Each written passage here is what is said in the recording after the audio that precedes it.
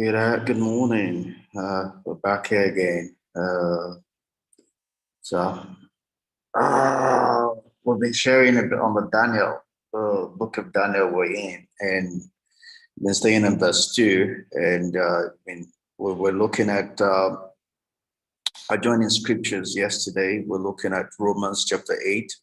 We started looking at Romans chapter 8, verse 28, which says that, and we know that all things work together for good to them that love God, to them who are called according to his purpose.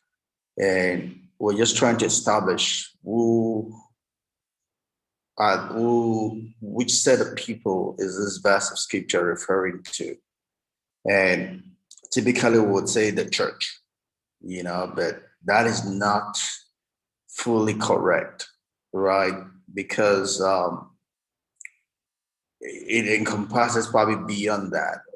There are probably characteristics that put people in this sect, whereby even people in the church might not even fit into this, right? Because we're saying that we know that all things work together for good to them who love God. And the only way we know that to love God is to obey his commandment. Loving God is not an emotional feeling, right? It's not an emotional feeling. It's not the same as we would say in the physical realm, right? To love God doesn't mean I have an emotion towards God.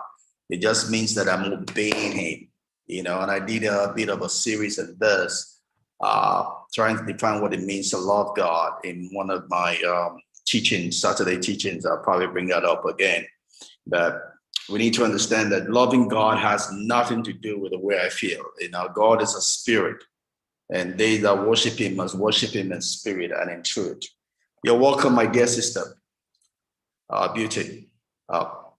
So we're just trying to pick up from where we stopped yesterday, looking at Romans chapter 8, verse 28. And I was just trying to say that, that scripture specifically defines the people that qualify for the promise that is inside that verse of scripture.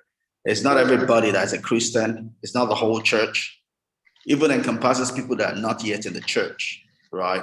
Because there is a precondition for the promise. It says that you must love God, right? It's for people that love God, not people that are born again.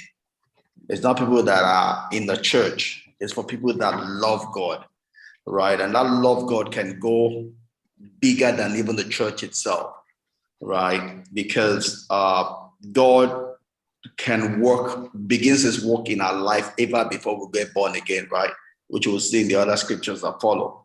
God begins his work in our life from the very moment we're conceived, even before we're conceived, right? If we begin to look into scripture, like Jesus Christ would say, I come according to the volume of the book that is written concerning me. So there was a book written concerning Jesus, and he came to fulfill that, right?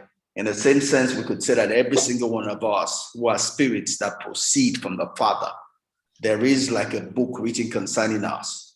There is like a purpose that we're supposed to fulfill that was already determined before we came on the scene, right? And that's the same thing we see in Ephesians. What's that, Ephesians? Ephesians, what is that now? Is it 2:20 or thereabout, where it talks about that we are God's workmanship, right? Created unto good works, right? Which either were prepared for us. Before we came on the scene, the good works were already prepared, right? And were formed to be able to do that good work, right? It's just like Jesus Christ talking about the talents, right? He didn't give us talents after we were born. He gave us talents before we were even born. Because everybody comes into this place with specific talents, specific bendings in their life, right? That's why Proverbs will say, train up a child in the way he should go, right? In the bending, the tending, the talent, the gifting, the direction that you see, the hand of God that you see in that child. You train the child in that direction of the hand of God you see in that child, right? That was not determined after the child was born. The child came with that bending, that tending per se.